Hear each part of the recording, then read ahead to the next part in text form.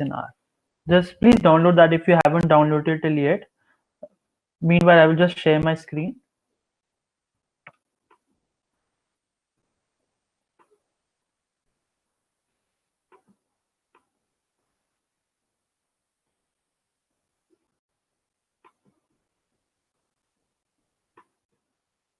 I hope my screen is visible to everyone and everyone has downloaded the R script. So R, as I told you, has a variety of graphs that we can draw depending on the data that we have, plus the task that we want R to do through plots. So either there are two types of graphics that we can have on R. One is high level graphics, which includes plots like box plot or histogram plots or a line graph, or a one is low level graphics function, which is just an addition to the high level graphics function by means of color or the line width or the line type, etc. So high level is one by which actually defines the kind of plot that you want to make. It can be either a line plot or it can be a box plot, pie graph, contour plot, etc. And the low level graphics function is just an addition to it to make it much more customized for the user that is using it. So let's start with the simplest graph of all the graphs. It's the scatter plot graph. So I have, as I had mentioned yesterday, that library mass contain many data, inbuilt data, which can be used for our data analysis or any other functions that we want to do on our. So I've just loaded library mass. Just run along with me so that you can see it from at your end as well. And I will let you know what are the different arguments that I have used in every function that for the plot. If it's a line graph, what is the arguments that I have used inside it? If it's a pie graph, what are the arguments that can be used inside it, etc. So I've just attached empty cars data. So empty cars data is nothing, but if you see, it's a data for all for cars.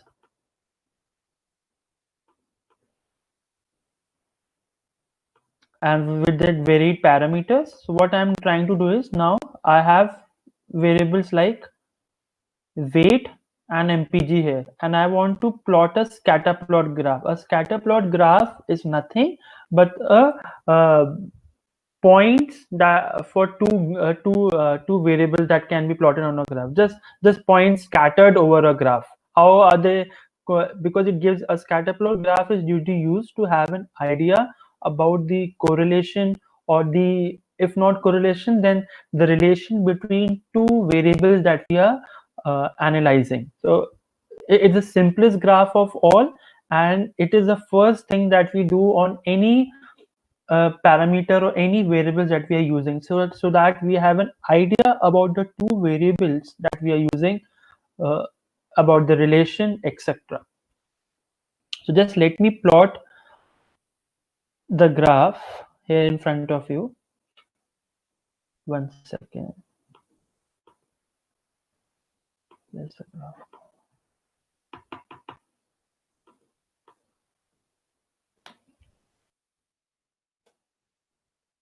Let me close my R once again and start it for you guys. But as you let me explain you the various arguments that I have used. So weight is the x I have taken as my x variable. MPG I have taken as my y variable. Main argument is used to decide the title of the plot. What is the main heading of the plot? So I have a specified scatter plot example. The x lab is used as the label for x-axis. So because I have taken weight here, that's as I mentioned, label for x-axis, which is defined by x lab as car weight. Y lab I have mentioned as miles per gallon, which I have specified by variable mpg. And pch is used to define the shape of the point. For example, if we specify 5 or any numeric variable, then it will plot a square. If it is a 19, then it's another shape. If you want a star, then there's another number associated with it. So whatever, if you don't put any PCH in it, it will simply put a dot thing. But if you want to specify, if you want to customize it according to your needs, you can specify the type of the point or the shape of the point that you want in that graph. For example, just let me close R and open it once again for you. It's giving an error right away.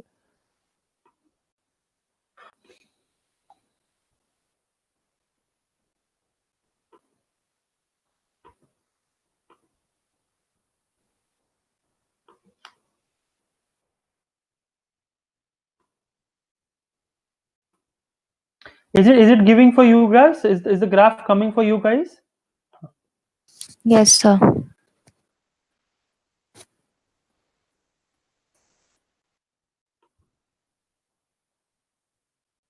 I hope I'm audible and everyone is trying from their end as well.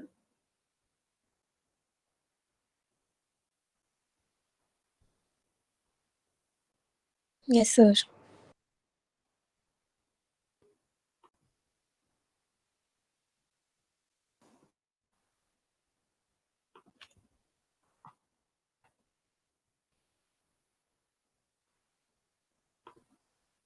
Let me show it again. Please download the R script if you haven't done it already.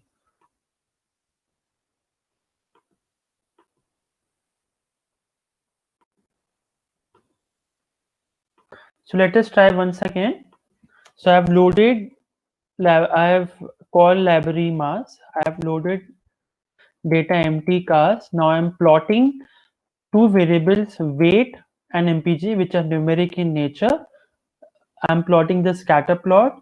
Xlab denotes the label for x-axis. Ylab denotes the label for y-axis. PCH is the shape that we define if we want to change the shape of the points that we are using.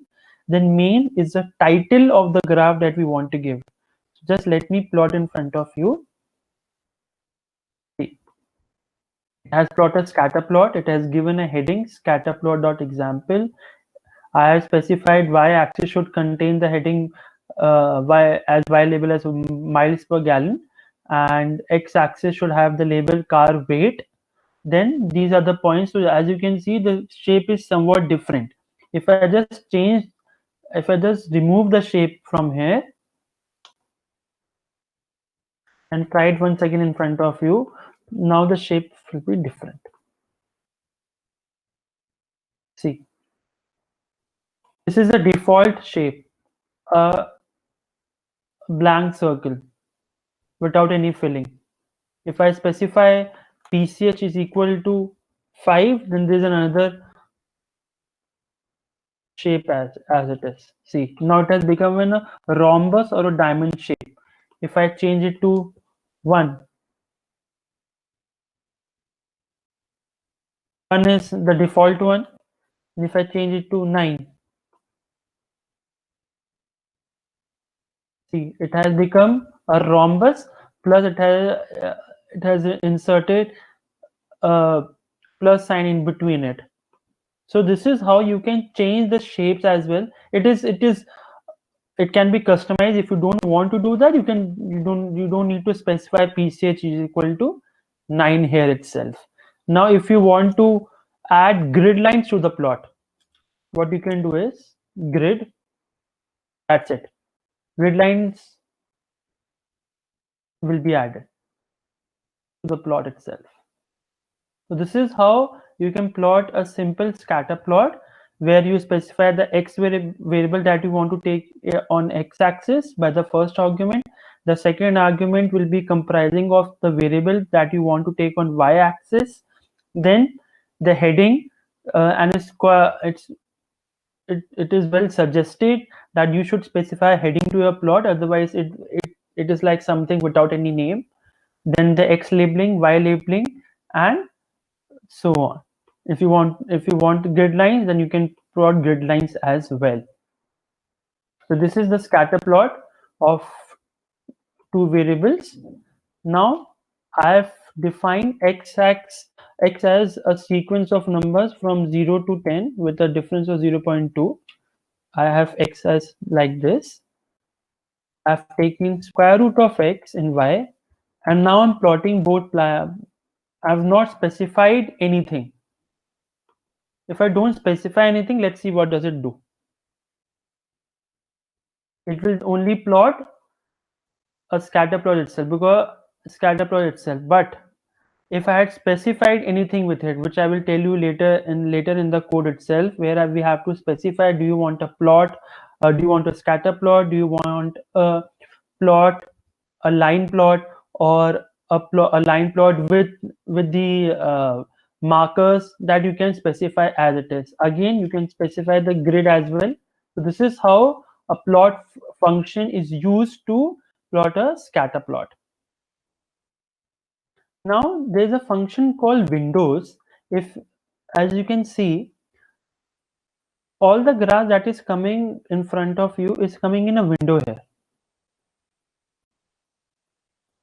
But if you want to show it in a different window altogether, which pops up like a dialog box, you can put windows like this. It will pop up like this, and then you can plot a graph there, and then open that graph. See, if you don't want it to be shown here, and if you want it as a different window altogether, then you can just use the command window. It will open a new window altogether. Let me show to you how to do it. Windows, and then after doing windows, I will just run the command where I am plotting the x and y values, and see, it will be plotted on a different window altogether. Afterwards, I can just close it. If I want to save it, then I can just go and save as of any format: PNG, JPG, or PDF, or BMP. Any format I can save it to. I can, if I want to close it, I will just close the device. That's it. If I want the window of some specific height, because this was the default height that I just showed it to you, I can specify the width and the height of the window that I want. Just so now, as you can see, previously the window or the new window that has opened for the plot was kind of vertical in shape. Its height, width was smaller than the height, but now the width is larger than the height, so it is kind of a horizontal graph. Now I will plot the graph once again and show it to you. How does it look like? See, again, if you don't want the graph, you can just close it right away. If you want to save it, you can save it in any format: PDF, JPG, or PNG, anything.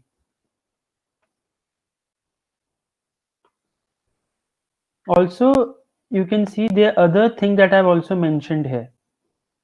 The different, there are many arguments that we can use in a scatter plot or a line graph. So let us go one by one. X is my x variable that I have taken into account.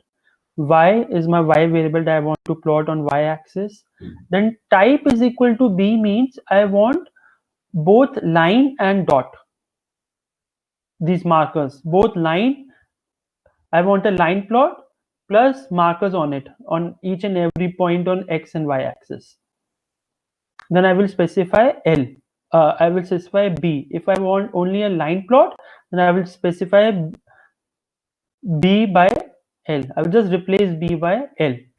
If I want a specific color, then I will specify COL is equal to blue.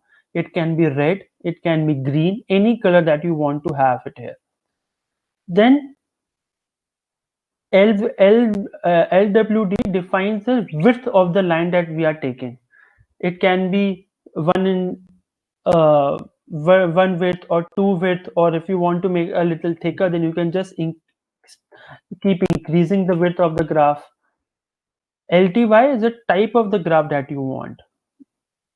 Then PCH is again something related to the shape of the graph, shape of the point that we are plotting. Main is again the title of the plot. XLab is the labeling that do on x-axis, and y-lab is the labeling of the y-axis. So we can just see it right away. Again, see, it has plotted a rhombus shaped thing, but the color is blue and the shape is different. If I just increase it to 2, then it, or I will increase it to 5 so that it's more prominent. See, the width of the shapes have increased. The width of the each and every point has increased.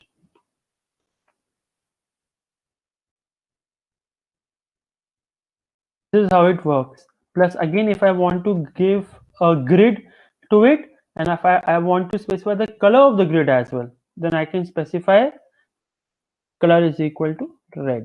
If I don't specify any color, it will just give me a watermark of a watermark kind of a thing in a grid with a gray background. You can see it here. See, it depends on you how you want to use it. Excuse me, sir. Yes. Sir, the data that we are using, did we transfer it from Excel? No, we just load it from here itself. X here and Y here. If you want it to use it with an Excel, I will show it to you that as well in my later No, part of the script. the data we are using, the plotting that we are doing, we're using some data for it, right? Yes. Yes. So that data, did we get it from Excel? No, this data is not from Excel. I have just initialized X and Y on line number 14 and 15. You can see it here. All right. But you can replace it with your data file as well. You can put it any other variable. You can put weight as well. You can put mpg as well for X and Y. You can try it from your end. Try it and tell me if you are getting that kind of a graph or not, or I will show it to you right away.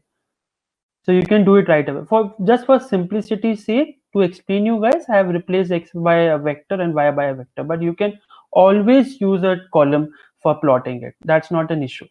That's never an issue. Then coming, for example, if you want to put a text to a graph, text to this line, if you want to specify it right away, what is this plot, you can use the command text.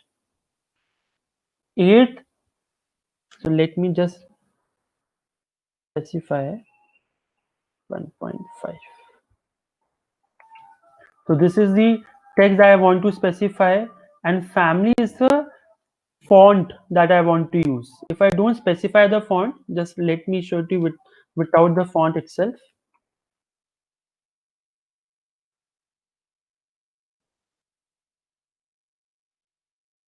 See, this is my example. So what it had previously, it was 8 and 4. Let us tell you what exactly 8 and 4 is.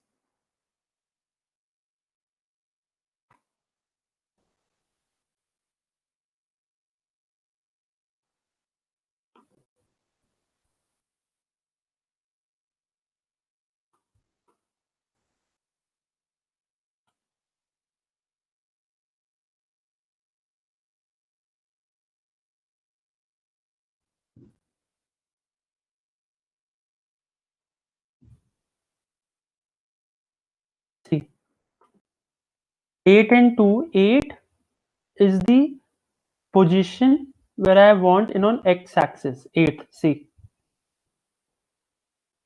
And 2 is the position that I want on y-axis, 2, 1.5, 2, 2.5, 3. So this is the position where I want my text to be. Previously, when I was writing 8, 4, it wasn't coming the graph because 4 wasn't present in the y-axis at all. So always remember, whatever position that you are mentioning for your text, it has to be within the plot itself. If I just, as I was explaining, if I don't put the family of the font, I will get the font like this. Just a second. This is the normal font that we get. This is an example plot. It is just putting a text near the graph so that I understand. You can put it right away. So anytime you may want to add some text to your plot, inside the plot itself, then you have to use text command. If you want in a different form, for example, in italic format, you can specify like this.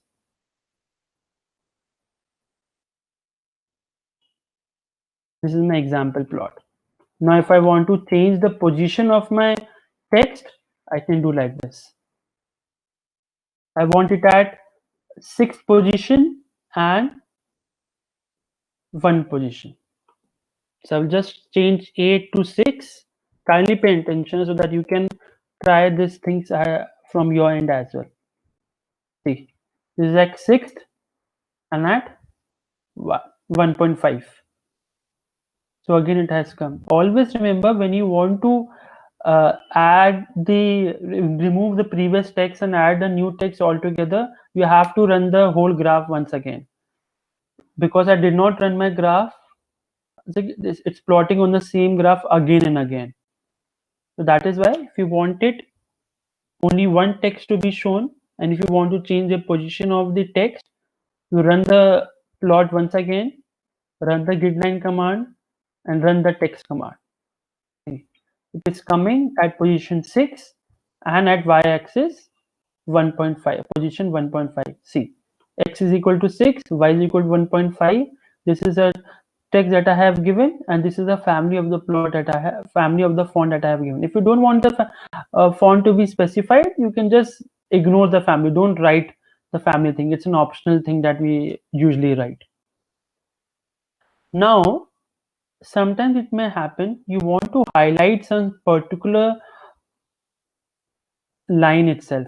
For example, I want to highlight some the 4th line in the x-axis or 1.5 line in the y-axis. So what I can do is I can just put a line over it with using abline command. Let's see how does it work. So horizontal is equal to 1. So it will put a line horizontal 1 and vertical is equal to 4, like this. H is equal to 1, which is horizontal is equal to 1, vertical is equal to 4.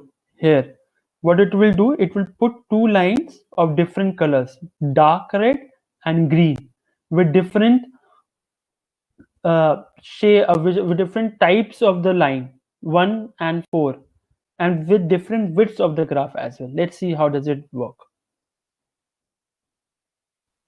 See, the horizontal one is a solid line with dark red color and width of 4. Vertical line is a dashed line with width 6 and at position 4. So this is how abline command usually works. It's not necessary that you plot both of them together. You can have only one at a time as well. Let me show it to you.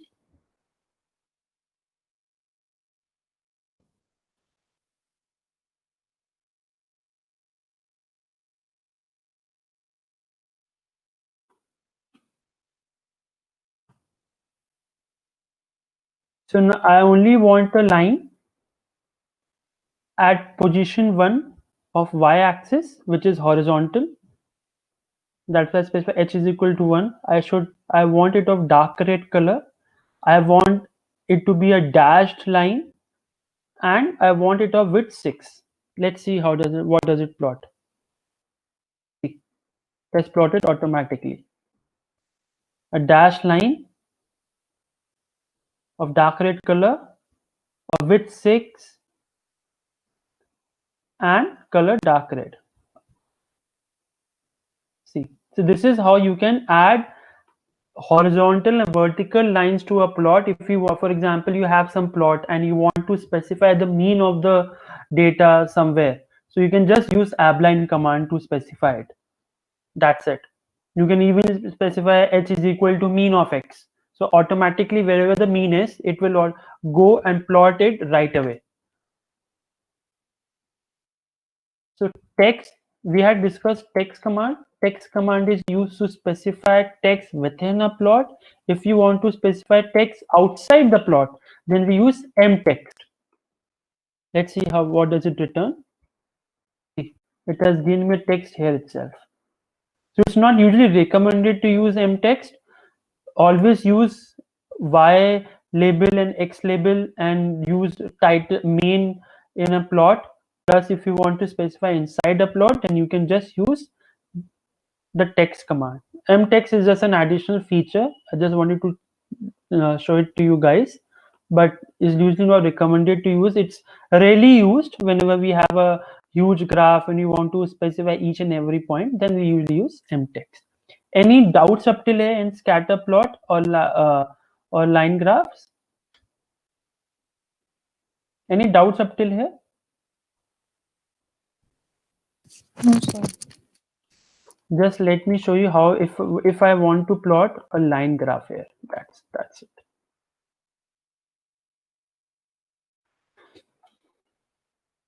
I'm just plotting the y1 x and I specify because I want a line plot. See, it's a dash line because I specify LTY is equal to 4. Its color is blue. Its shape is not visible because it's not actually required in a line graph without any points. L is, if I specify type is equal to L, then it won't specify the points in the graph, each and every point on x-axis or y-axis. If I would have mentioned type is equal to B, then it would have mentioned each and every point on x and y-axis, and then PCH may turn out to have been useful for us. But here, because I specified type is equal to L, that is why I have not mentioned anything. Let's see the other one as well. If I want to specify type is equal to B and PCH is equal to 6. See. But it's not actually recommended to use when you're using a, so each and every point is used and has been named by a different way, shape altogether, as you can see. But if I had been using L, I won't be getting these shapes because I only want the line to be there. I don't want any points to be plotted for each and every point of x and y. I will just get a graph like this. If you want to increase the width, you can increase a bit in the argument LWD. Increase it to 5. You can see it like this. See, you can see the dash line more prominently right now. If I don't want the dash line to be there, just specify LTY is equal to 1. See, it has become like it has become a bold line, bold blue line. If you want to change the color, change it to red. See, this is how you can plot a line graph or a scatter plot using plot command. You can, if you are using a single variable to plot, then you can simply use x here itself and it will be plotted against its indices, how it is occurring in the data. If you want both of them together, you can just specify by here itself, and then you will get a scatter plot.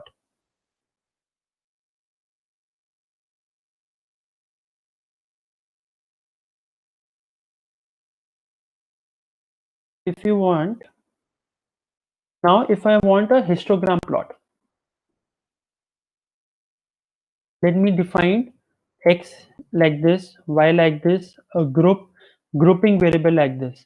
So here I specified x like r norm. So it's nothing but taking r norm is a function in R which generates random numbers from normal distribution, and 50, because I have 50 random numbers from normal distribution. You can change it to 100, you can change it to any number.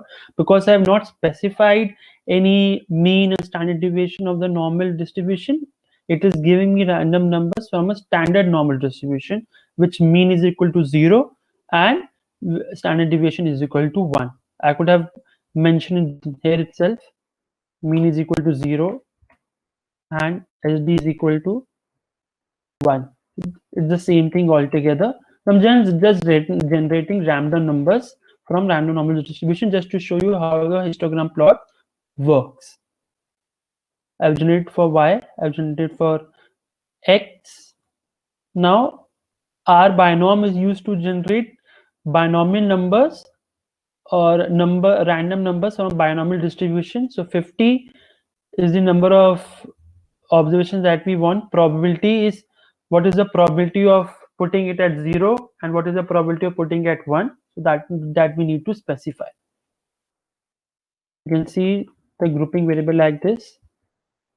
The 15 number is randomly allocated each and every, it is 1 or 0 because random numbers from binomial distribution can have numbers either 0 or 1. Now, as you all know, as we had discussed yesterday, table command is used to give what is the count of each category in a column. So here my categories are 0 and 1. So I can just see the count of both of them by using table command. It will just give me a frequency of each of the category that is mentioned in the column. See, so 0 is occurring 20 times, 3 is occurring 30 times.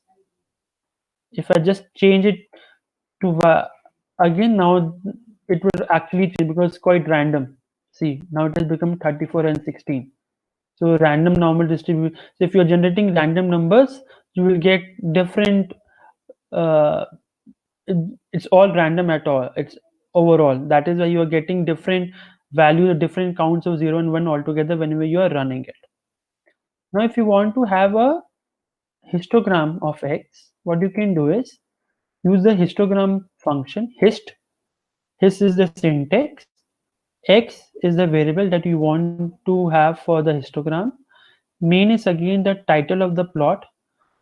Call is equal to plot or the color of the plot that you want to have, and frequency if you want the frequency to be there or not. It's just an optional argument. Let's see what does it plot for us. See, because it's a random normal distribution, the values are varying from, we can see it from here as well, the values are varying from -2 to 2. See, it's kind of a normal distribution. It will vary from -2 to 2, less than 0 and greater than 0 as well, and accordingly we will get a graph like this. It's just a histogram.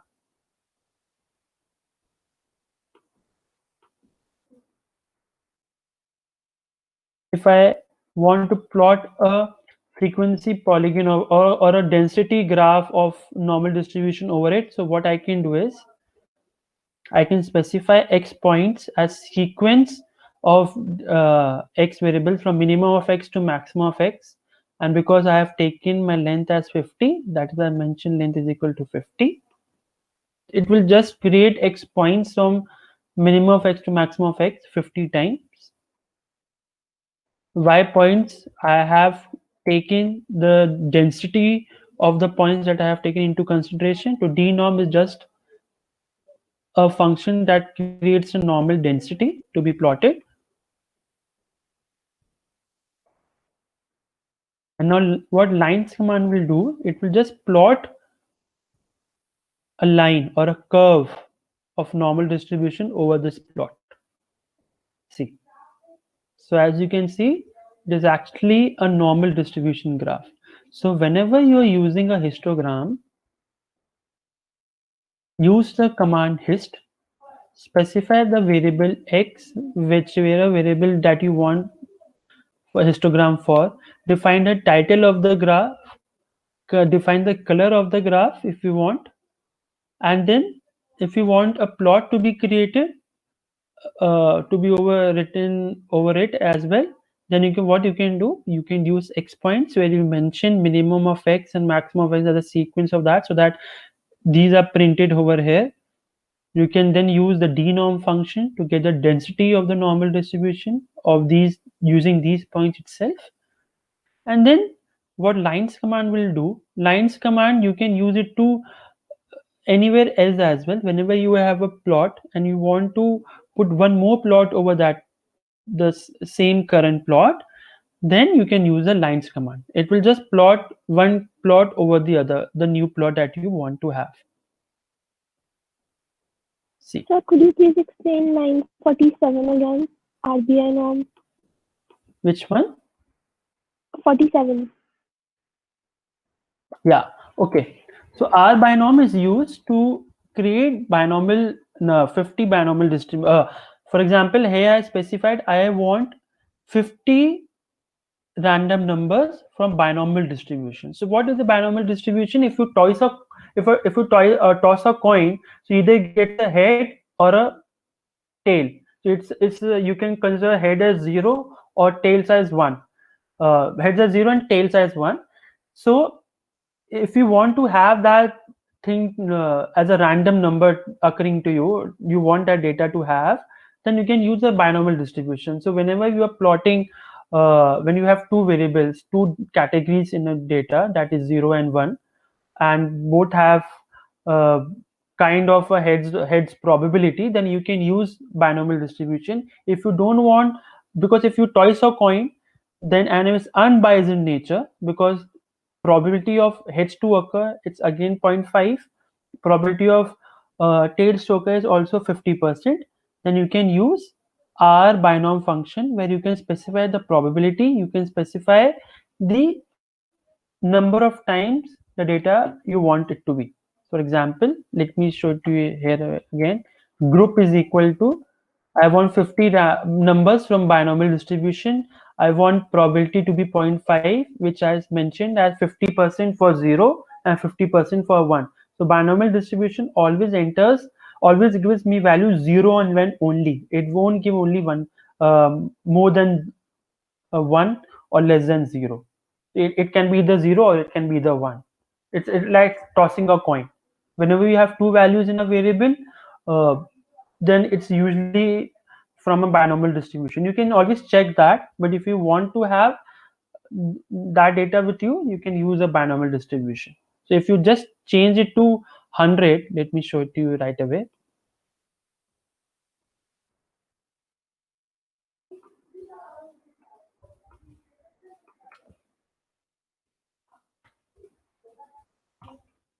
See, it has created 100 and 69, 70. You can count it like this. If I wanted only 10 random numbers, probability is 0.5. Probability is very important here, because if you don't specify the probability, for example, as I mentioned, if you're tossing a coin, we always assume that is unbiased, because the probability of occurrence of head is equal to probability of occurrence of tails. And if it is not equal, because if you're tossing a coin, you don't know anything can occur. If you are sure that tails will always occur, then the coin is biased, and then you can actually change the probability accordingly. So this is how does the R binom function works. You can have it for different different distributions as well. If you want it from normal distribution, you can use R norm. If you want it from binomial distribution, you can use R binom. If you want it from uniform distribution, there's a different function for altogether. So this is how you can generate random numbers from different statistical distributions. I hope I answered your question. Yes, sir. Thank you. Yeah. I could have used X and Y as a vector, because I wanted to tell you guys the how to use R norm and R binom functions. That is why I've mentioned it here. Now, as I mentioned, lines command is always used to plot uh, an additional plot over the existing plot every time. If you want, even if a plot command, if you were using the plot command previously or the earlier part of the code, I could have used lines again to plot another line over it. I can do that. So lines command is always used like this. This is all about histogram. You can change the color. You can put the X label, Y label. Again, you can do that. All that customization you can do it histogram as well. There's no, I haven't mentioned it here, but you can use it again. You can change it to any color. You can mention any heading to anything within these codes, is depending on you what you want to mention. And always remember, this is a suggestion from my side. Whenever you are plotting a graph or you're plotting a diagram, anything like that, or plotting a figure, always mention a title to it. It looks elegant, it looks complete with all its X and Y labels along with its heading. And if you So if you're not doing that, then it looks a bit of incomplete and doesn't look good. So it's a suggestion from my side. Whenever you are plotting any graph in for any language or in anything in your future, always put a heading to it. Then coming to the bar plot. So bar plot is always used for categories when we have one or more categories and I want to see the frequency of each category plotted on a bar as a bar in the plot or in the graph, then I can go for a bar plot. For example, I have two variables, like one is the gender, another is the uh, yes, I can either have one variable itself, which is gender, either it's male or it's female, and I can have a bar plot which gives me the count or the frequency of each of the genders that I have. It will plot a bar for male and tell me the count or the frequency of the male uh, guys in that audience, and female participants will be plotted by a different bar altogether in the data that I have. So let me show it to you with an example. So as you all know that gear is a categorical variable that we have taken into account. As you can see, it either has values 4, 3, 4, 3, and 5. So what I have done is, first I have taken the count of each of the categories that I have in the variable gear. And as you all know, we can use it with the table command, and then I have saved it into variable counts. So table command gives me the count of each category in that column. First I have taken that. Now bar plot can be plotted using the function bar plot. It's as simple as that. So histogram can be plotted by hist command. Bar plot can be plotted by using bar plot. And what it will give it will give me is separate bars for different categories that I have taken into account, or different categories that I have in the variable. Yes. So someone was asking if we are using the Excel data. We are not using exactly the Excel data, but using the data which is kind of an Excel format and inbuilt in R. So you can have an understanding how you want to run it on Excel data as well. We will discuss it in the later part of the session as well, where I have uploaded a data set for all you guys. I will be asking you to do it from your end as well, so that you can try and see it how does it work, but try to understand first of all right now. So bar plot gives me the count or the frequency each of the categories that I have taken into account. Again, this is the frequency for each of the categories defined by count. Main is the title to the plot. Xlab is the number of or the label of the plot that I have taken, which is number of gears. Let us see what does bar plot give it to us by running this command. See, it had three categories, 3, 4, and 5. It has given me a bar plot accordingly for a single variable. Yeah, anyone has some doubts? Sir, why Yeah. did we use the counts command in line 64? See, count first of all in 964 we want category wise count for the variable gear. So what does bar plot give? Bar plot gives me category for, if you just see it here, 3, 4, and 5 were my different categories in my gear command, in my gear variable. So 3 is occurring 15 times, 4 is occurring 12 times, and 5 is occurring 5 times. Now I want to plot it 3, 4. I want to plot this all together. It's kind of a frequency plot, or what you can say a bar plot, where 3, 4, 5 are my categories, and 15, 12, and 5 are my count of each category respectively. If I want it to be plotted, and I have to specify what is the count of each category. That is why I specified count here. Okay, sir. Yeah. If you don't specify it right away, then it will give you an error, because and table command is very much handy, so you can just use it right away. So here I've used a single variable for plot, for a bar plot, which is the gear variable, which has the categories 3, 4, and 5. If I want two categories to be there, or a cross tab that we had seen yesterday, for example, CYL is also a different category that we had taken into account from the empty cars data. So what we can do is I will just get a round plot like a cross tab or a frequency tabulated table for both CYL and gear respectively, for the different categories, for the respective categories. So 4 is for, because I mentioned CYL as X and gear as my Y. So 4 is category of CYL and 3 is category for my gear. So 4 and 3, the combination on 4 and 3 is occurring 1 time, the combination on 4 and 4 occurring 8 times, the combination of 4 and 5 is occurring 2 times, and so on.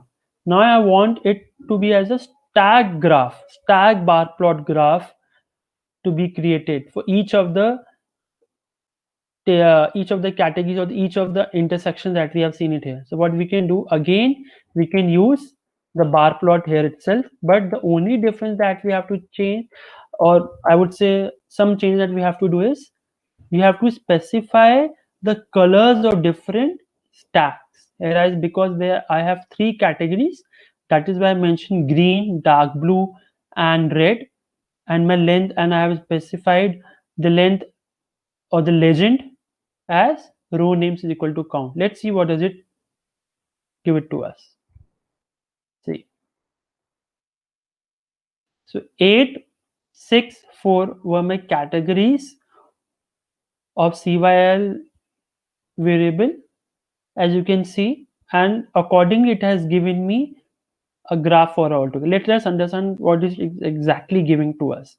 So 4 is denoted by color green, 6 is denoted by color blue, and 8 is denoted by color red.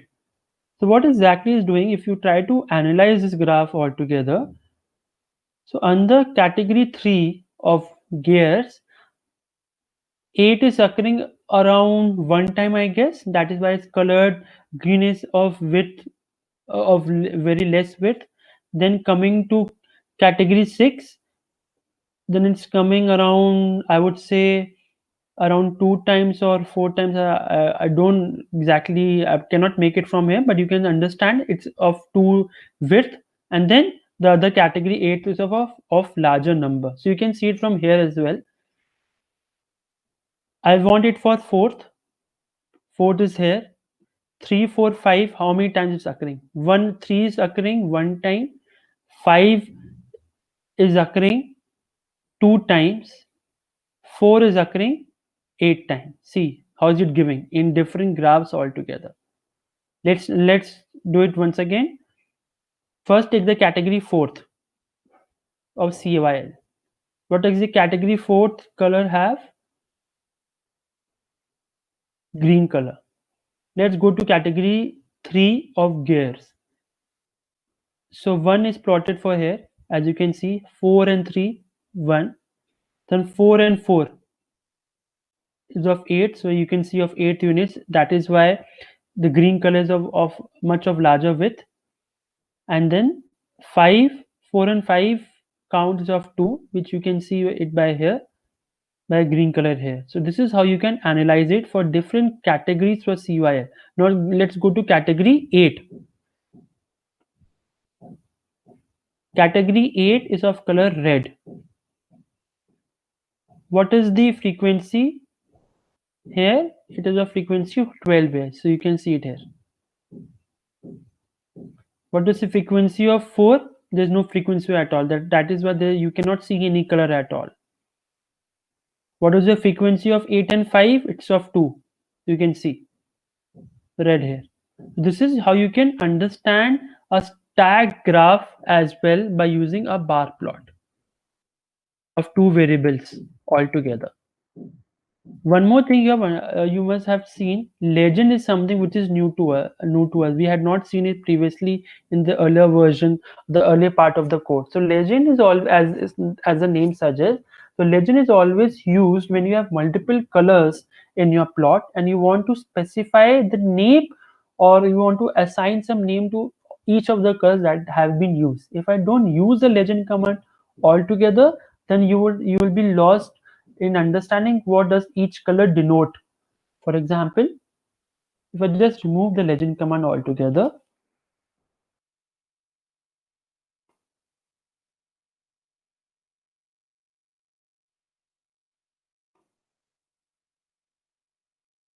see, now you won't be able to understand what does each color denote. So always remember, when you have multiple colors in a graph and each color denotes something, then you need to have that legend in that graph itself. If you forget to mention the legend command here inside the graph, you can mention it outside the outside this function as well, outside this command as well. What you can do, first of all, you can specify the location of the legend, which is here I specify the top right. I want it for all the data that I have, row names of count, that is 3 times I want. I specify the color as well, green, dark blue, and red. Let's see what does it plot. One second. It's not giving me the color.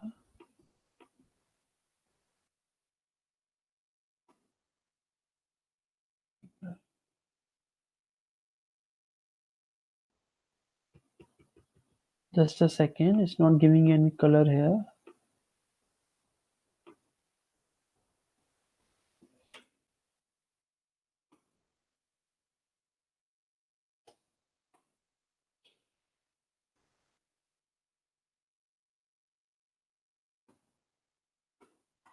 Okay, there's a slight mistake from my end. If you're using in a bar plot, then you always need to mention it inside the function. But if you're using for any other plot, then you can use it outside the bar plot. But because the bar plot has a function, legend function inside it, so it's always recommended that you use it inside the legend function itself. Don't specify it outside. By mistake I told you that you have to specify legend outside the plot. It's not the case in the case of the bar plot, but for any other plot, then you can always specify it outside the plot. Let's see if it's doing like that. Yeah, anyone has any doubts? Sir, as we can see in this graph, the legend is slightly. Can we shift the legend over on top since it's cutting through Yes, the graph? yes, you can do that right away. So what I can do is, let me show to you. You can specify bottom right or bottom top. You can do it right away. Or if you don't want to do that, you can even specify the location as well. Let me tell you by this. So what this locator do is, it will give you a cursor where you want your legend to be there. Let us see how does it do that. See, I can go and plot a legend here, but because it was outside the margin, it has not done anything. If I want it within somewhere inside the graph, I can run the command once again and do it right away. So this is how it can be plotted. The colors are not coming, I don't know why, but you can always do that. You can even change the top right thing to bottom right or top left, anything like that. Let me show it to you that as well. See, it will get plotted here, so you can do it right away and anything will work for you. Right now the colors aren't coming. I have to see what is the issue, but you can always change. I had changed from right to left, you can change it to bottom left, you can change it to bottom right, anything you can specify. If you just zoom a little bit, see how does it looks like. So you can always do like that. It's getting plotted on the same graph, that's why looking messy, but you can always uh, remove and specify the actual position of your legend as well. You can try it on any other graph. I hope I answered your question. Yes, sir.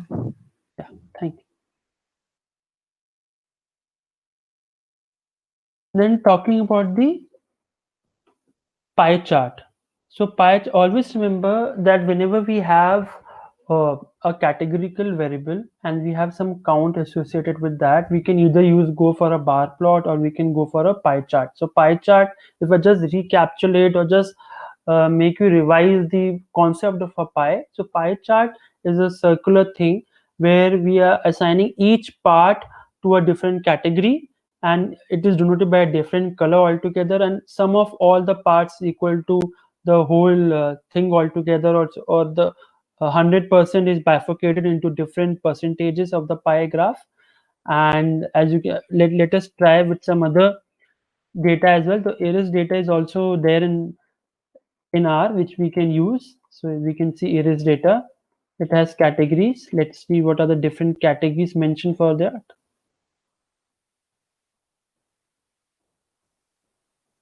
So species is my category with different categories altogether: Setosa, Virginica, and versicolor.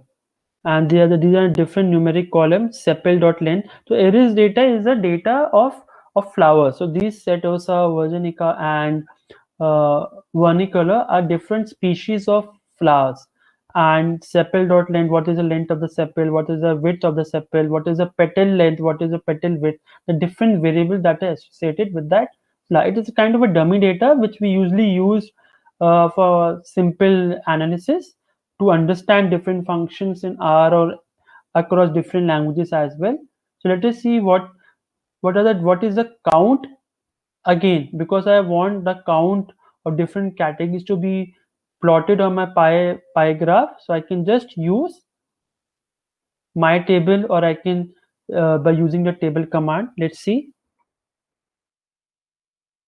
it will give me count of each of the categories. So each category is of 50th length. So the count of each category is 50 in the variable species, which is a categorical column. If I just plot my pie, it will look like this.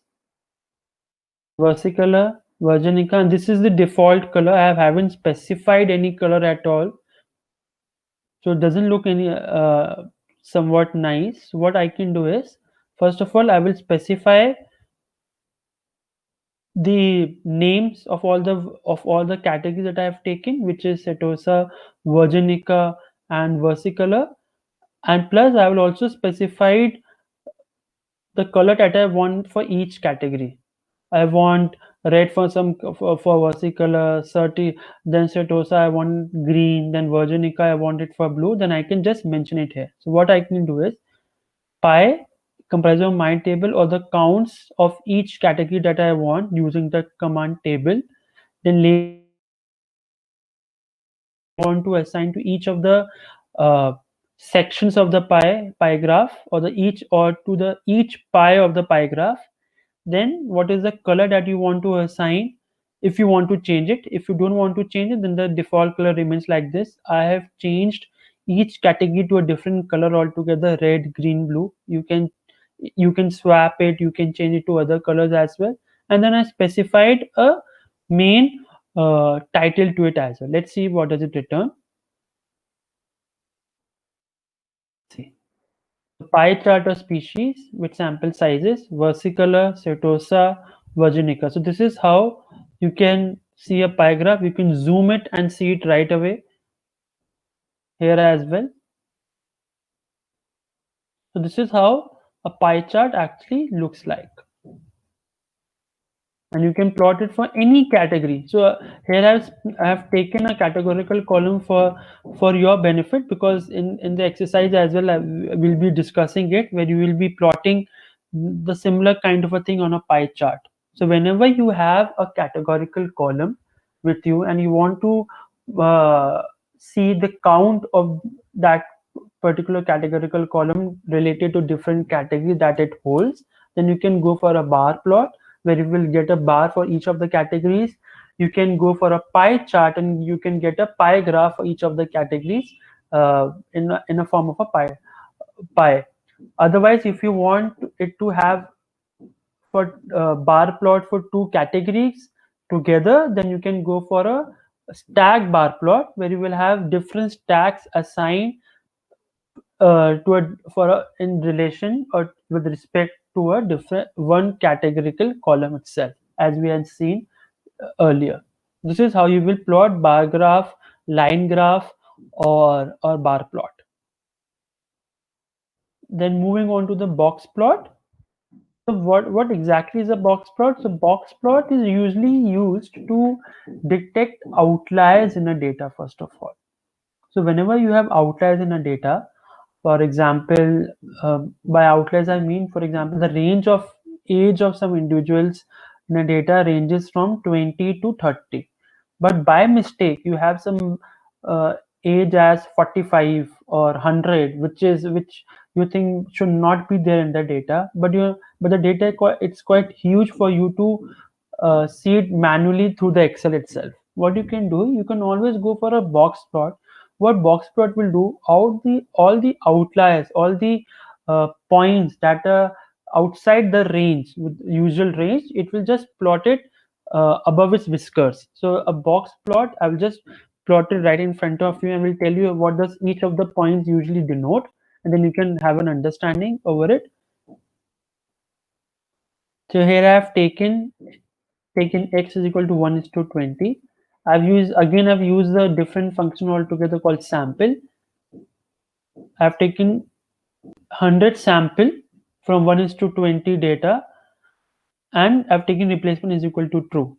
So whenever you want to create a sample of observations, and if you want to take out a sample with replacement so that the values can repeat as well, then you can use the sample command. If you don't want the values to be repeated, then you can just put replace equal to false.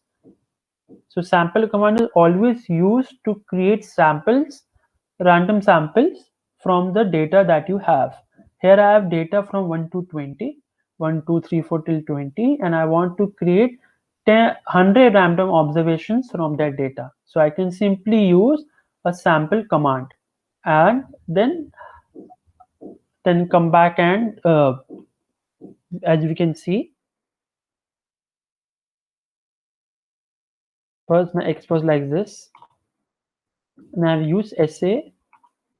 See, it has taken 100 random samples from this data itself, and you can see 13 is getting repeated again, 15 is also repeated, 15, 15, 13, 13. So because I've taken with replacement, that is why this numbers are getting repeated again and again. So this is how you can put a sample plot altogether, or sample observations from a data that you have.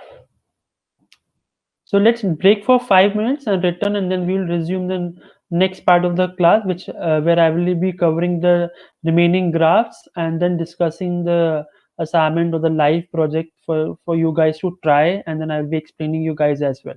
Let's break for 5 minutes and return at 1:15.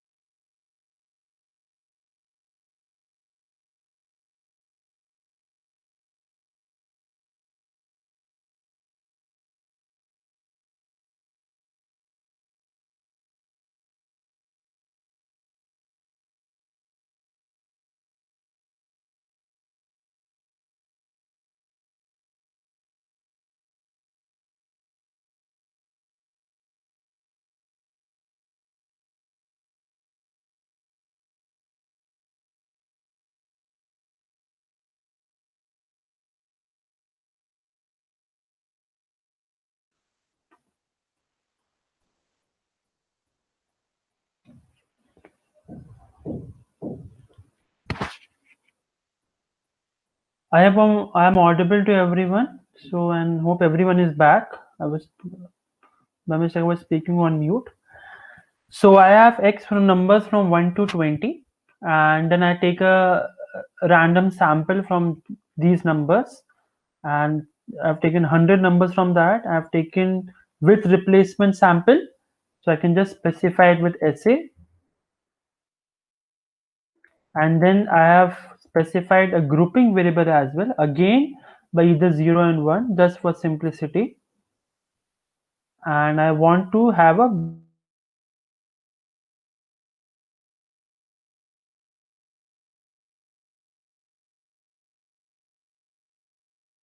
to detect outliers in our data. So how do we do that? For example, a box plot is graph looks like this.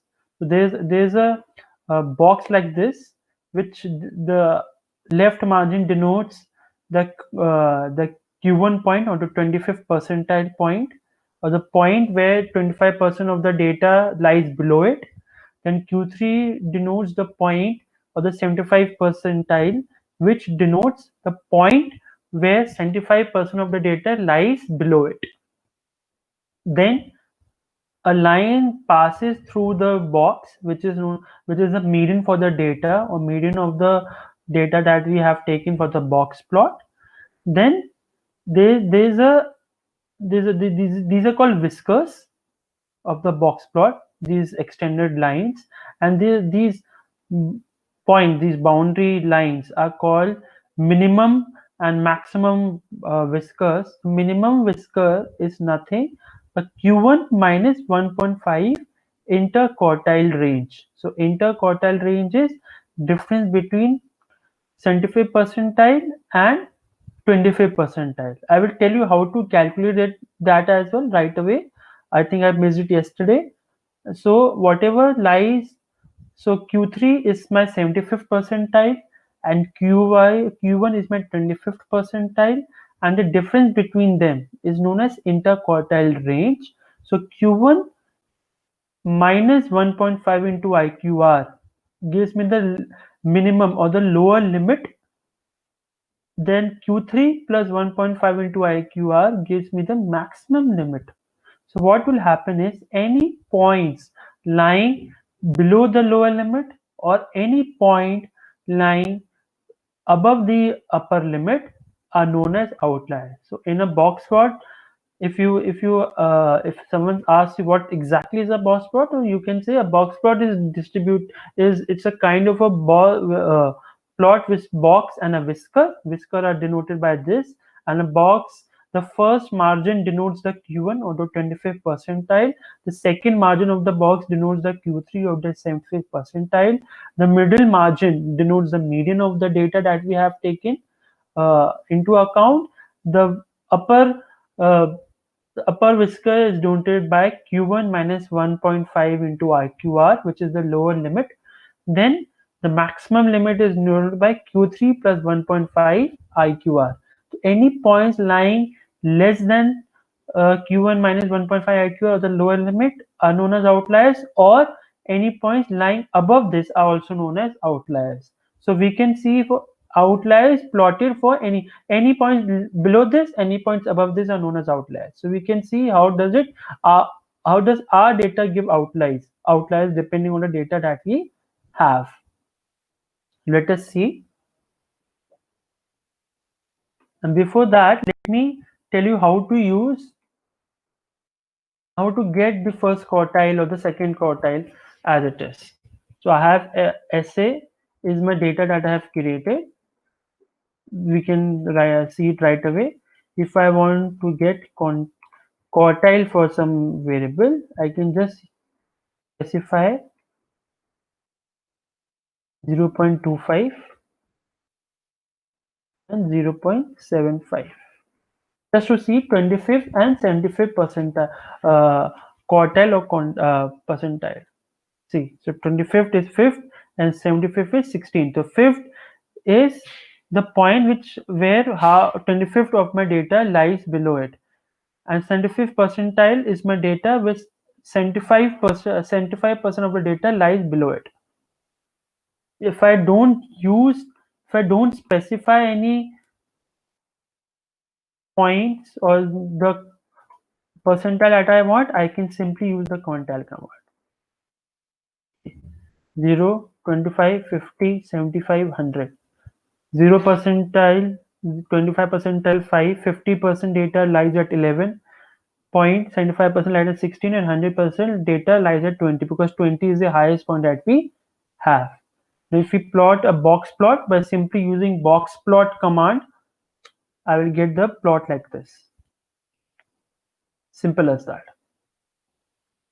But again, it's looking a bit incomplete because we are not sure how does it actually what is the x-axis, what is the y-axis, and anything like that. And any point above it, I would say, are known as will be known as an outlier. Let me specify something like that. Let me do that. And then it will be clear for you guys as well.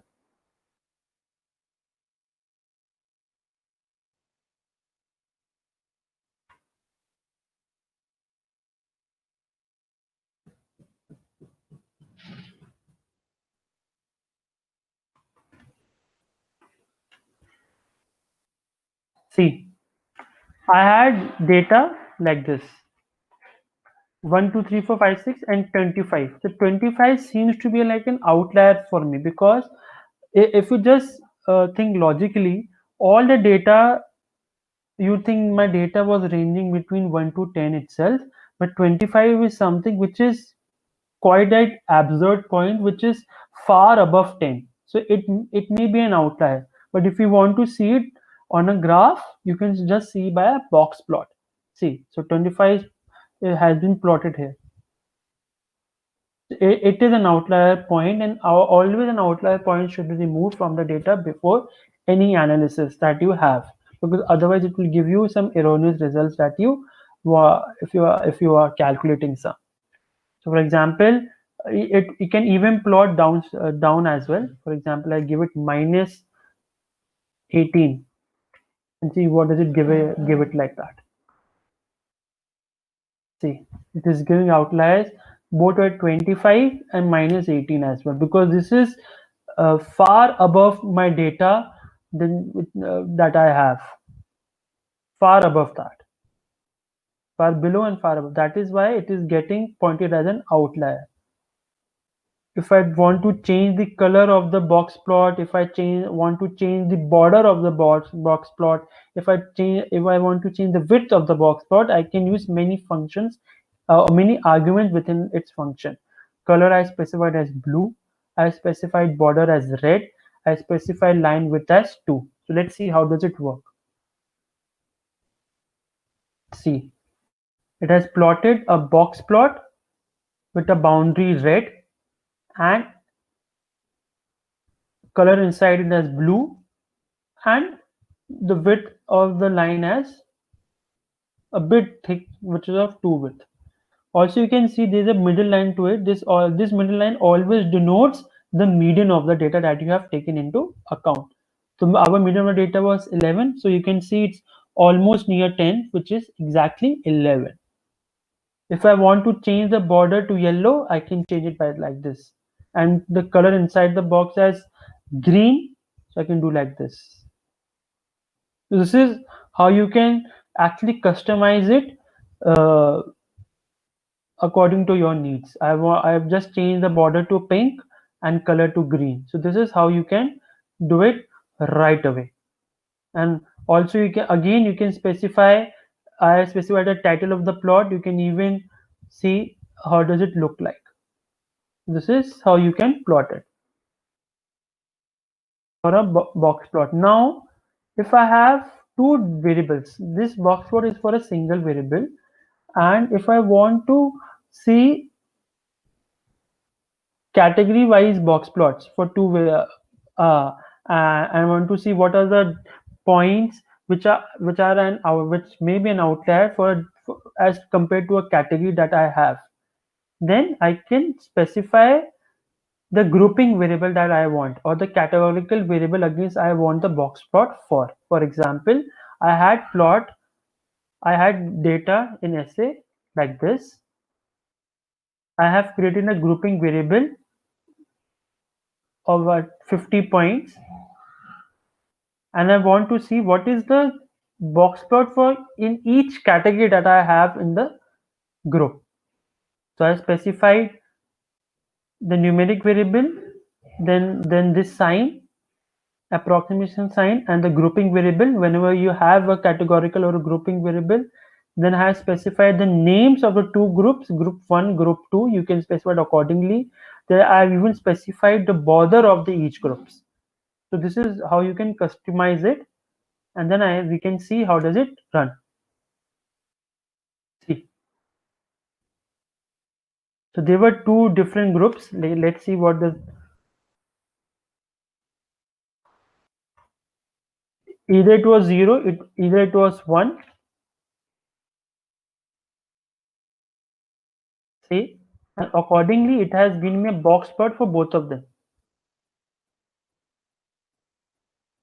It's looking exactly similar because there are no outliers in the data, but if you see, the median is actually different in both the groups. Here the median is near about 10, but here it's above 10. So this is how you can differentiate the data within two groups as well, or within categories in a column as well. So group 1 and group 2 are two categories in my group, which are denoted by 0 and 1. If I want to see box plot for each of them, for each of the groups, or each of the data assigned to those groups, then I can just put a box plot command. I specify the numeric variable here. I'll specify approximation sign here, and then the grouping variable as it is. And then the box plot will come in front of you for those two variables. So this is how you can get box plot to two variables as it is. Now let's see the empty cast data that we had. It had CYL as my categorical column and MPG as my numeric column. So now I want to see what is the box plot, or what is the how are the outliers looking like in each of the categories that I have in CYL column for MPG numeric column. So let us see. So always specify your numeric column on your left hand side, the categorical column or the grouping variable on right hand side of this symbol. Then data, you need to specify what is the data, then the main or the heading of the data, then the label X label again, the Y label again, and there's one more command that I have mentioned as horizontal is equal to true. If I don't mention it right away, let us remove it right away, and then we'll see how does it look like. See, there were 4, 8, and so 4, 8, and 6 and 8 were three different categories in the in my data that I had in my variable CYL or cylinder, plus my MPG or miles per gallon was my numeric column. I want to see the box plot for each of the categories that I have. So I've just taken my numeric variable here and my categorical column here, and then see, and there I can see the box plot. So see, for fourth category, my mean is near 25. For sixth category in my cylinder column, my mean is near 20. For eighth category, I have an outlier as well, and my mean is also median is also quite less, which is near 15. So this is how you can differentiate it. Here I have not mentioned different borders that you can also do like this. Let me do that for you. Red, blue, and green. See, this is how it looks like. Now I had mentioned, if this is a normal box plot graph looks like, there's one more command in box plot known as horizontal is equal to true. If you want the graph to be aligned horizontally, so all the graphs will be aligned horizontally. Let's see how does it look like. all the plots.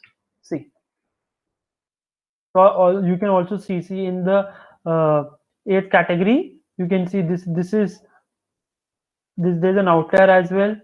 6 categories looks like this. The mean is also different. 15 is mean for 8th category, 20 is mean for 6th category, slightly less than 20. Then slightly above 25 is the median for, sorry, not mean, median for 4th category. Always remember this line is a median, it's not a mean.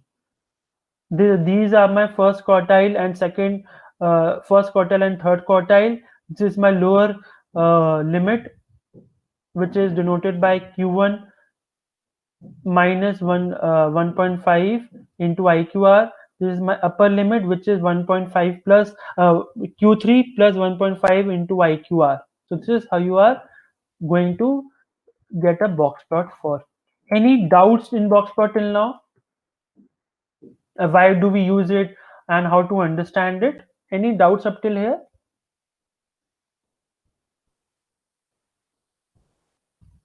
I will assume it as a no for everyone.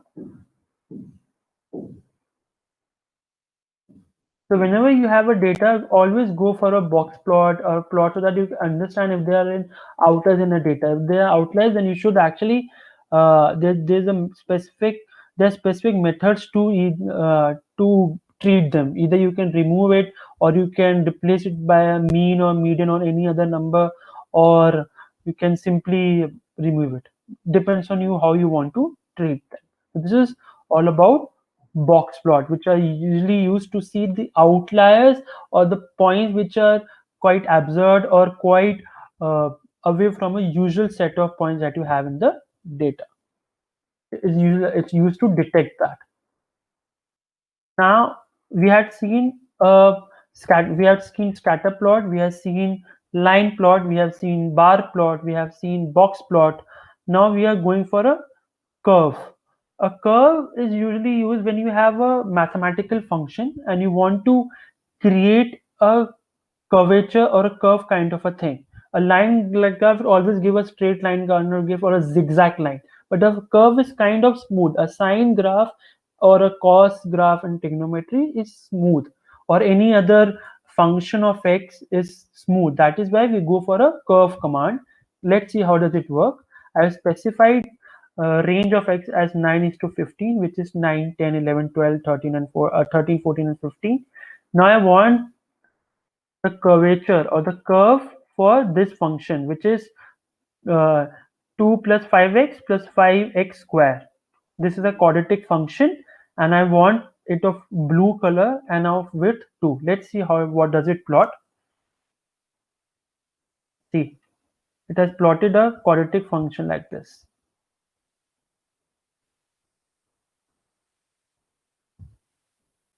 Now they are different.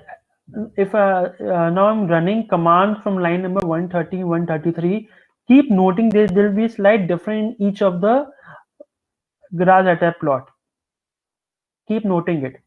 Here I've specified, see here in the first graph that I run, my x limit is from 0 to 1, which has automatically from the graph itself.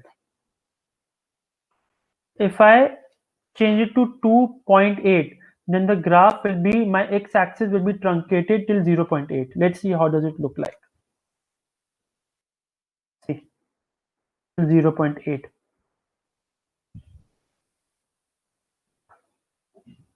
If I change it to 0.2, then it will start from 0.2. See. Again, if I mention 0.3 from and 0.8 in 2, then the graph will look like this. This is how it you can specify, and if you don't specify anything, then that is the simplest thing to do, and you should actually go by that. If you want to truncate any part which you think of it's not useful or may it's not required in your graph at all, you can simply specify from and to with the values that you want in the graph to be, the limits till where you want the graph to be. That's it. This is how you can get it. from 0.5 to 0.7. Again, you can specify, let's try that, is equal to LTY is equal to 4.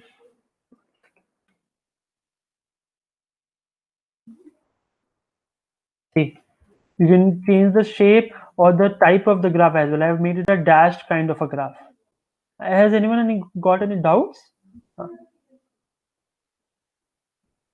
Okay. This is how you can plot a function of x by using curve command. If you want to plot sine curve of sine x, one second, sine x, which is x is equal to 0 to I would say 0, 1, 2. Let's see what does it give it to us. 0 to 90.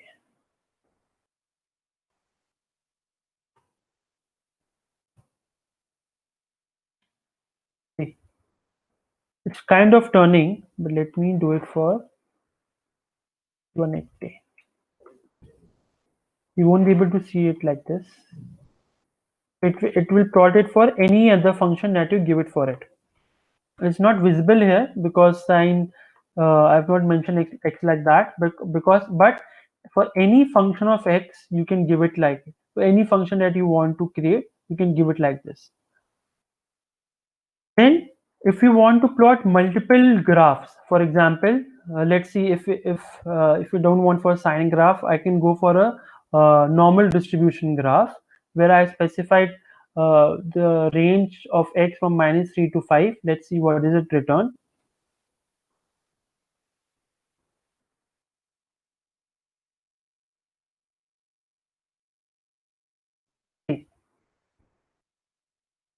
Has given range from -3 to 5 and the normal distribution graph. I mentioned earlier as well, D norm is used to represent a density or the PDF of the probability distribution function of the normal distribution. When you want to plot it, then you can use the D norm function. So here again I specify the color as red and the line width as 2. I can again change it to 4 so that I can get in a dash format. See. Now, if I want an additional graph to be shown here on this plot itself, I have to use add is equal to true. Always remember, whenever you are using curve command and you want to put one more curve inside the same plot itself, you can put add is equal to true. But this density is somewhat different. D norm was my standard normal distribution, which I had taken. Now this is this normal distribution I've taken at mean is equal to 3. Let's see how does it plot. The mean is 3 somewhere here. It's color of blue, and you can plot and you can get the same graph on the same curve. You can give the curve on the same plot. Now if I change the mean to -1 or get the normal distribution curve on the same graph again with mean is equal to -1, then I will add is equal to true. I will change the line width as well and color of it by green. I can get it like this. See, now the mean is -1, the color is green, and the width is 3. So this is how it looks like. You can have multiple curves on the same plot by adding the argument add is equal to 2. Now if you want to add something, let us see, if you want to add some vertical lines at the means of the plot like this, something like that, what I can do is, see, I specified like this, or if I want to mention it for 3 I've mentioned. Let's see.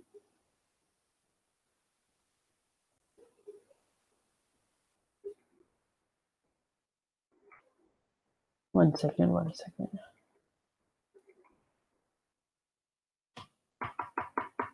Just a second, my screen is hang.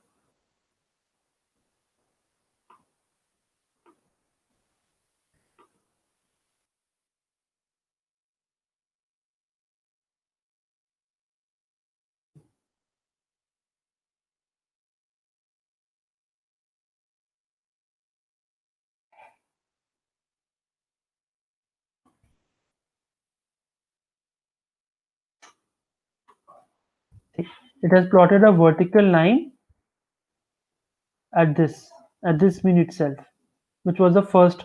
So for my first curve, I had mean is equal to 0. So I have just taken it here itself. I have specified x, I specified y, I specified uh, the mean of my normal distribution, which was 0, and just taken a lines command here itself. Already told you, whenever you want to superimpose a graph, another graph over an existing graph, and you just want to plot a line, then you can use a lines command. Simple as that. See, this is how easy it is. If I want it of different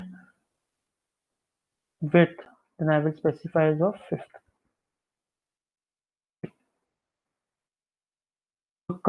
Different curves. If I want different curves to be plotted in the same command, I can use the first. I can just put the argument add is equal to true, and it would be plotted on the same curve itself. Then, if I want to add a vertical lines at the means, I can use the lines command, and I can specify x and y here, and the means or where my plot where the plot has to be there, where I can just put it there as it is.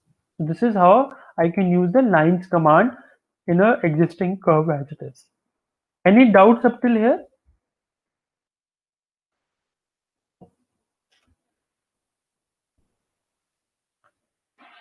Okay, then moving on to the other part. Okay, we will come to the contour part later.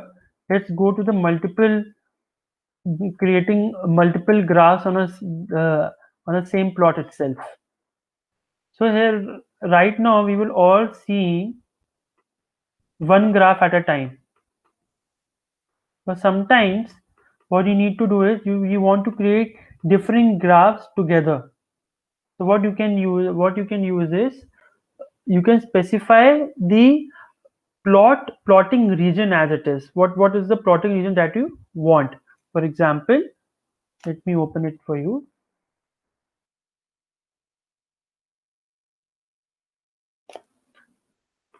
For example, this is your plotting region. I want 4 graphs in this. So what I will do is, this denotes my rows, this denotes my column. If I want 4 graphs, then I can just bifurcate the screen of the plotting region like this: 1, 2, 3, 4, and then I can use a command like this: par mf row c 2, 2. So I can just use it like this because I want 4 graphs at a time. So I can just replace 1 by 2. Par mf row c 2, 2. 2 denotes the number of rows.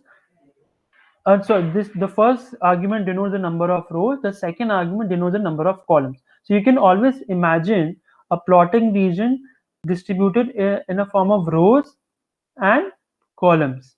So how many rows you want, you can specify it here. How many columns you want? For example, in this one, I have specified row as 1 and column as 2. So what will happen is, row will still remain to be 1, but my columns will become 2 like this. So I will only have 2 plotting regions. If I wanted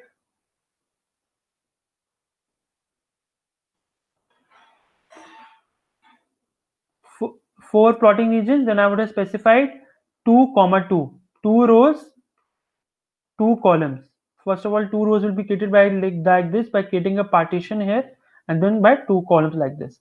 So 1, 2, 3, 4. At all these 4 points, at all these 4 regions, my plot will be created. So this is how we can create 4 plots at a time in a graph.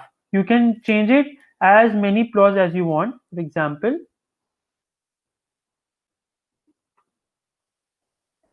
if I want 6 graphs at a time, so what I can do is 3, 3. So I want 3 in rows and 3 in columns. So how many lines will be created? How many partitions will be created? 1, 2, 3. Then how many columns do we want? We want 3 columns. 1, 2, 3. So at each of these regions, 1, 2, 3, 4, 5, 6. Sorry, I have plotted one more region. If I want 9 region, then I want these things. If I want 6, then I will take 3, 2. I will have like this: 3 rows and 2 columns. 1, 2, 3, 4, 5, 6. If I want to have, either you can have 3 rows or you can have 3 columns. Depends on you how you want the graph to look like for you. You can have either you can have the graph spread on a horizontal manner, or you can graph spread in a vertical manner. Depends on you how you want to visualize it. So that is why I mentioned always use par mfrow function when you want to create multiple graphs on the same plot itself.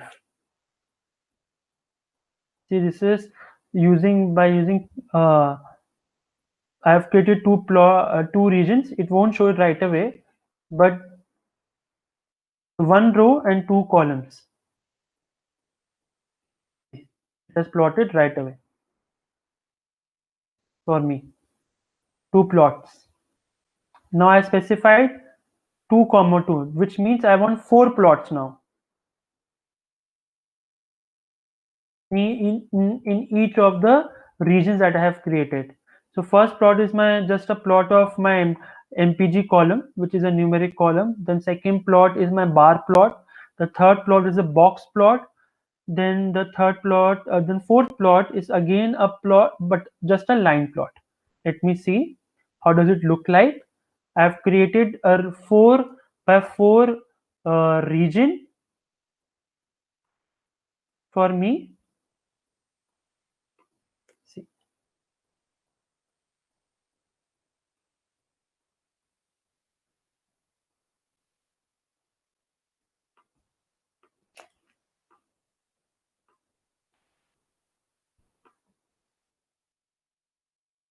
If you want to reset whatever you had created before, you can just use par mfrow c1, 1.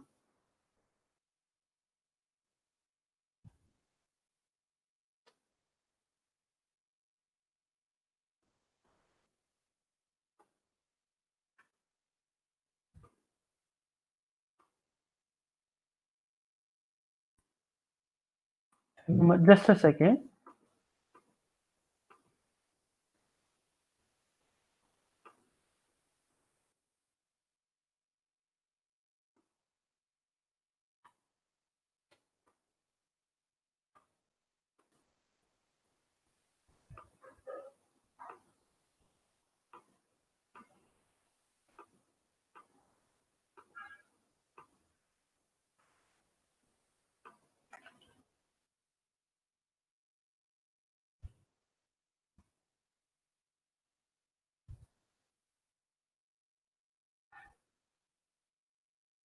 See, it has created like this.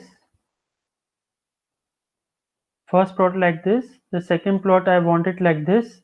The third plot is a box plot which I want it like this. So it has created 3 plots as it is. If I wanted 4 plots, then I would have created like this. 1, 2, 3, 4. But as you can see, it's not so much elegant to look at. because you cannot see the medians as it is, you cannot see the graphs. You can zoom it at C, but if you want it in a different manner, if you want to be distributed in a good manner, that what you can do is you can just put it like this. Instead of par mf row, you can use par mf col.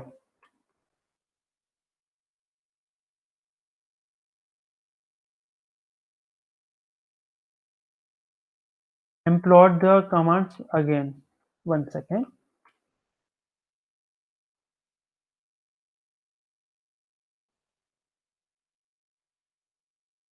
Column, comma 4. And see, you can plot it once again.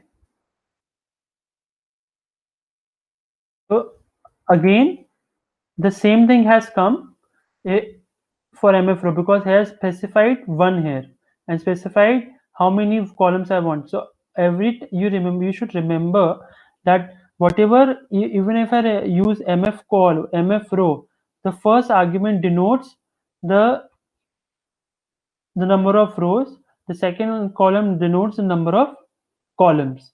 So I want 1 row and 4 columns as it is. If I had gone for something, because it's giving me error of margin, figure margin, a big giving me an error, let us try for something else.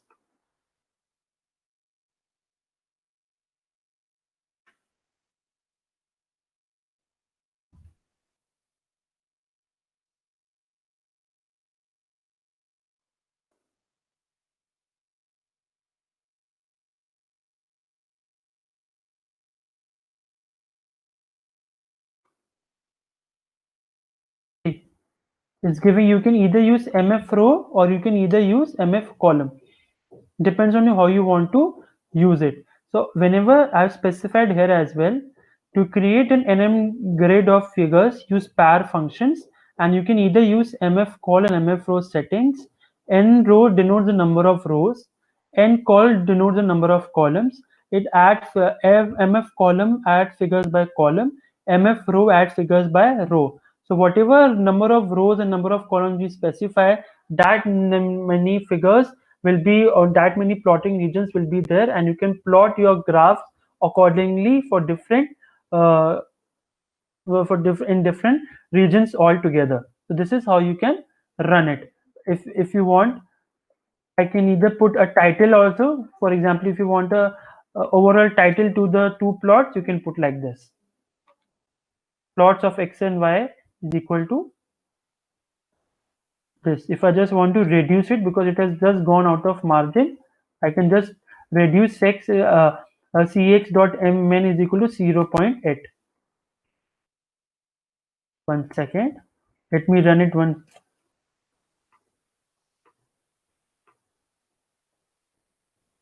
Just run it this command once again.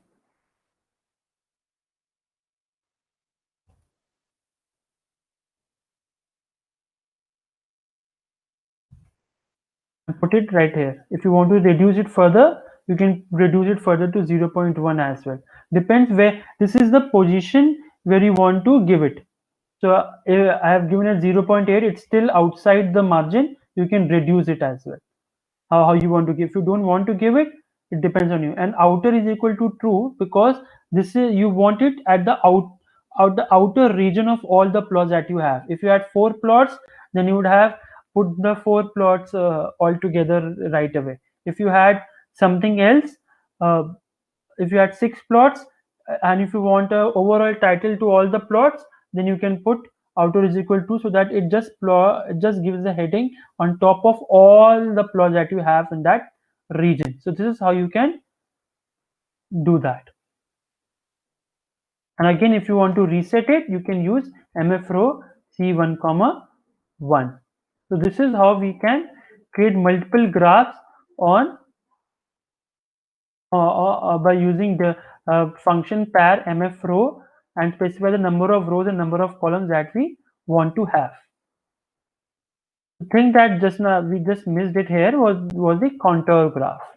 So contour graph, you can imagine something you must have read in your geography lessons that uh, all the all the geographers use contour maps to understand what is the contour related to some specific heights or depth or anything like that. So you can use a contour map there.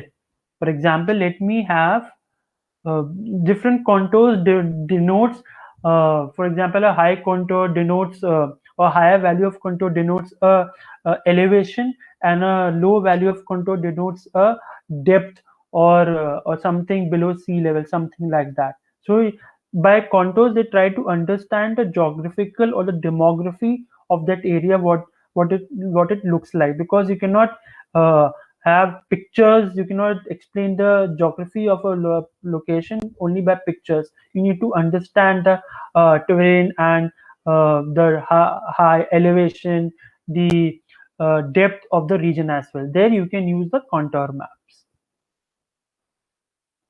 So let us assign x and y like this. I've used a contour map by using contour. How does it look like? So 0 is at the 0 level. So 0.4, 0.4, which is below it is like a depth, and above it is noted by a height or something like that. So this is known as contour map. But if you want the contour map to be filled with some colors, you can use fill.contour. For example, different if there is a high value of the contour, uh, then you can assign it to a different color. If there's a low value of the contour, you can assign to a different color. You can see the difference in values in contour by using a fill.contour, and fill the contour lines, or the difference between the or the gap between the numbers by colors. So let's see how does it look like. See, so now it's looking much more elegant. You can actually, as compared to previous graph, which was more of numbers, and you were not so much interested in understanding it, but here you can see there's elevation here and there's a depth here. There's elevation here, or the depth here, and there's a elevation here. See, this is how you can look at it. It has specified a legend as well. -1 denotes a lower value of contour, and 1 denotes a higher value. So this is how you can understand how does the terrain of a region or the geography of a location looks like, or the contour looks like for a geography or for any other perspective, that or any other image as such. If you want to have a 3D view of it, you can use the command persp. I understand it's not so much easy to understand it, but you can see you can have a 3D figure or 3D surface plot by using persp command, PRSP. There are 3 axes, X, Y, and Z. There are 3 different values, and you can see how does it the 3D graph looks like. Now, if I want to have different colors in fill.contour, let us. There's a contour that I have built for 8. It's increasing until 16, and I wanted to fill it with the normal contour palette, which I have by using fill.contour like this. So this is the lower value and this is the higher value. So you can see the difference by terms of color. If I want to increase it, if I just want to replace it, not increase, but some different color palette. Palette is nothing but different color altogether, color combination. Then you can use heat dot colors.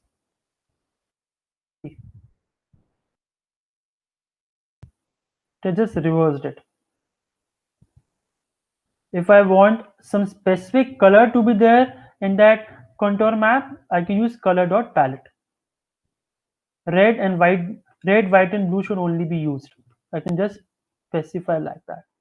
See, so red is denoted by a lower value, white is denoted by a value which is kind of in middle, and blue is denoted by a higher value. So this is how you can create a contour map with different color palettes as well. Any doubts up till here?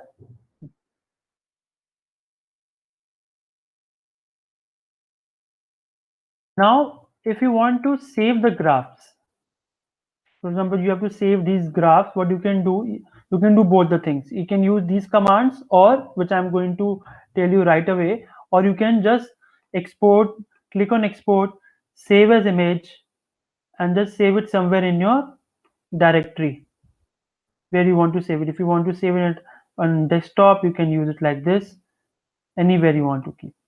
And you can even select the format. You want to save it a PNG or JPEG or BMP file, any file that you want to save. You can either specify the width and height of the column as well. You can specify where you want to save it, the folder path. You can specify uh, the name of the graph, where it depends on how you want to save it. If you want to as a save as PDF, then there's a, if you want to save in a portrait size, if you want to save a landscape size, again you can click on any one of them, and you can specify the directory as well where you want to save it, again the folder path, then you can specify the name of it and then save the command. That's it, by using export here. If you just want to remove all the plots that you have, you can use this thing, the brush kind of a thing, which will clear all the plots. If you want to remove the current plot, you can use this command, remove the current plot as it is. This is how you can save the plots directly from the plotting region. But if you want to use the functions that are needed for saving the graph, then you can use this function which I'm showing you right away. If you want to save the graph in JPEG format, then write JPEG. I specify name as 1.jpg. I specified width, height. I specify the units and the point size, or you can do it. Just let us try that. Whatever graph you want in that JPEG file, you have to plot within. You have to plot after you have written the function JPEG, JPG or JPEG, whatever you call them. And after you have saved it, after you only want the histogram of X to be saved, you can just use the command dev.off. It will just close the device. Okay. Now let us see where it has plotted.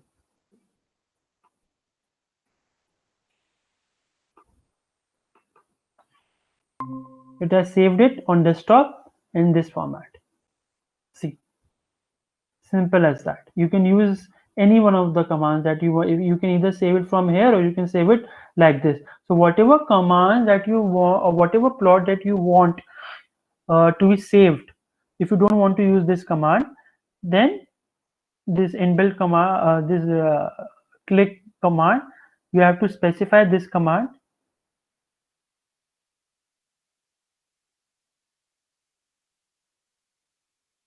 All the graphs will be plotted in the same image file itself. Now I want to save a scatter plot in a JPG file. Then again I have plotted a scatter plot, and I have putting a device.off here.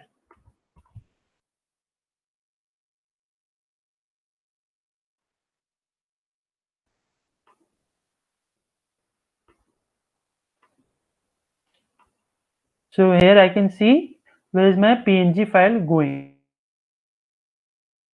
Specify it right away.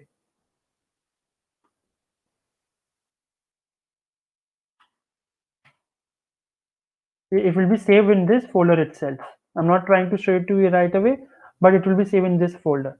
If you want the PNG format to be saved, you can use PNG and then again use their device off. If you want to save it in a PDF format, then use the PDF thing altogether. Again, you can specify the width and the height of the plot. And if you want the file to be saved in one file itself, then you can specify the argument one file is equal to true. One second. Again, it will be saved in a PDF as it is. So you can try this command from your end and it will be saved in a PDF. See.